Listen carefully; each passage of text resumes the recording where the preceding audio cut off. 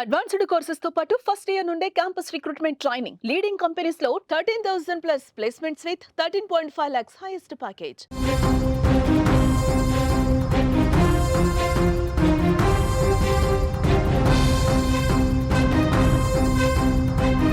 ఎవర్రా మీరంతా? ఎక్కడ పుట్టారు? ఏం చేశారు? వరుసగా పాకిస్తాన్ స్పైలు బయటపడుతుంటే ఇప్పుడు ఇటువంటి బాధే కలుగుతుంది. యూట్యూబర్ జ్యోతి మల్హోత్రా కేసు మరవక ముందే పాకిస్తాన్ కోసం గూఢచర్యం చేశాడనే ఆరోపణలపై మహారాష్ట్రకు చెందిన ఒక యువకుడిని భారత నిఘా సంస్థ అరెస్ట్ చేసింది. రవికుమార్ వర్మ అనే యువకుడిని మహారాష్ట్ర ఏటీఎస్ అదుపులోకి తీసుకుంది. థానేలోని కాల్వా నివాసి అయిన రవి నావెల్ డాక్లో జూనియర్ మెకానికల్ ఇంజనీర్గా పనిచేశాడు. అయితే 14 భారతీయ జలంతర్గాములు యుద్ధ నౌకల గురించి పాకిస్తాన్కు సమాచారం అందించాడని రవిపై ఆరోపణలున్నాయి. దీంతో రవిని అదుపులోకి తీసుకున్న ఎన్ఐఏ ఈ సమాచారాన్ని పాకిస్తాన్కు ఎలా అందించాడని ప్రశ్నిస్తున్నారు. ఇదిలా ఉంటే మహారాష్ట్ర ఏటీఎస్ నుంచి అందిన సమాచారం ప్రకారం రవికుమార్ వర్మ పాకిస్తాన్ నిఘా సంస్థ ఐఎస్ఐకి చెందిన 2 ఫేస్బుక్ ఖాతాలతో సంప్రదింపులు జరిపాడు. ఈ 2 ఫేస్బుక్ పేజీలు పాయల్ శర్మ, ఇస్ప్రీత్ పేరిట ఉన్నాయి. ఈ 2 ఫేస్బుక్ పేజీల్లో రవివర్మ 14 జలంతర్గాములు యుద్ధ నౌకల గురించి సమాచారాన్ని ఇచ్చినట్టుగా తెలుస్తోంది. యుద్ధ నౌకలు, ఇతర నౌకల ముఖ్యమైన సమాచారం, ఛాయాచిత్రాలను కూడా రవి పంపినట్లు మహారాష్ట్ర ఏటీఎస్ అధికారులు గుర్తించారు. నావెల్ డాక్ ప్రాంతంలో మొబైల్ ఫోన్లు నిషేధించడంతో రవివర్మ అక్కడి యుద్ధ నౌకల డిజైన్లు, ఇతర వివరాలను గుర్తుంచుకునేవాడు.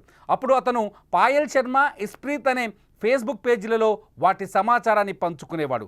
రవి ఈ సమాచారాన్ని ఆడియో, టెక్స్ట్ ఫార్మాట్లో పంపేవాడని దర్యాప్తులో తేలింది. రవివర్మ నవంబర్ 2024 నుండి పాకిస్తానీ ఫేస్బుక్ ఖాతాలతో సంప్రదింపులు జరుపుతున్నట్టు ఇప్పుడు బయటపడింది.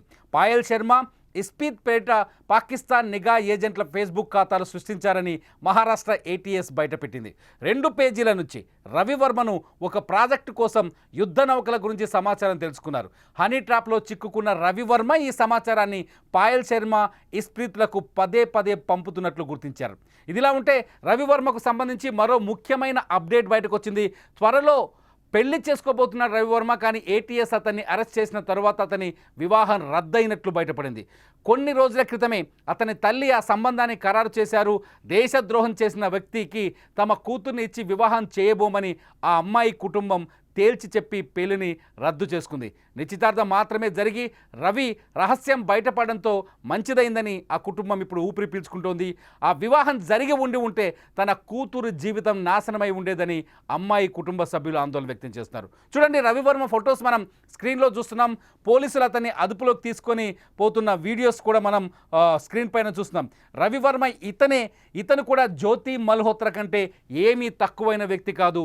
ఈ దేశ ముఖ్యంగా నెవీలో పనిచేస్తూ నెవీకి సంబంధించిన సమాచారాన్ని పాకిస్తాన్కి అందించాడు.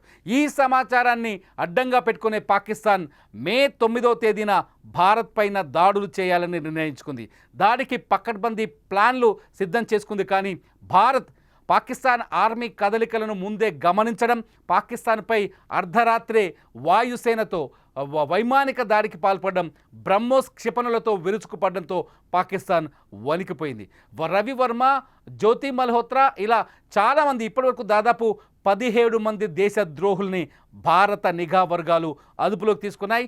ఈ దేశంలో ఉంటూ, ఈ దేశం గాలి పీలుస్తూ, ఈ దేశం తిండి తింటూ ఈ దేశానికే ద్రోహం చేయాలనుకున్నారు రవివర్మ అండ్ గ్యాంగ్. రవివర్మ ప్రభుత్వ ఉద్యోగి అయినప్పటికీ కూడా దేశం పైన భక్తి ఉండాలి, ఈ దేశం పైన ప్రేమను ఉండాలి. కానీ ఈ రెండింటిని వదిలేసి కేవలం ఒక అమ్మాయి ఫోన్లో మాట్లాడినందుకు, కవ్విస్తూ మాట్లాడిన మాటలకు లొంగిపోయి రవివర్మ ఏకంగా ఈ దేశాన్ని నాశనం చేసే కుట్రకు పూనుకున్నారు. రవివర్మని కఠినంగా శిక్షించాలంటే ఇప్పుడు సోషల్ మీడియాలో జాతీయవాదులు, అట్లాగే సోషల్ మీడియాలో భారత పౌరులు కోరుతున్నారు. రవివర్మ, జ్యోతి మల్హోత్రా లాంటి వాళ్ళకి కఠినమైన శిక్షలు వేయాలని, పాకిస్తాన్ ద్రోహులకు, పాకిస్తాన్ ఉగ్రవాదులకు ఎటువంటి శిక్షలు వేయాలో అంతకంటే కఠినమైన శిక్షలు వేయాలంటూ నెటిజన్లు సోషల్ మీడియాలో కామెంట్ చేస్తున్నారు. అసలు మీరేమనుకుంటున్నారు?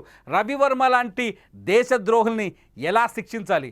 ఇటువంటి దేశద్రోహులు వరుసగా బయటపడుతున్న ఈ తరుణంలో వీళ్ళకి ఎటువంటి శిక్షలు వేస్తే మరో వ్యక్తి పాకిస్తాన్తో గూఢచర్యం నెరపడు? అటువంటి వ్యక్తులకు ఏం శిక్షలు విధిస్తే బాగుంటుందో మీరు ఈ వీడియో కింద కామెంట్ చేయండి. చూస్తూనే ఉండండి సుమన్ టీవీ లైవ్ అప్డేట్స్ కోసం. చూద్దాం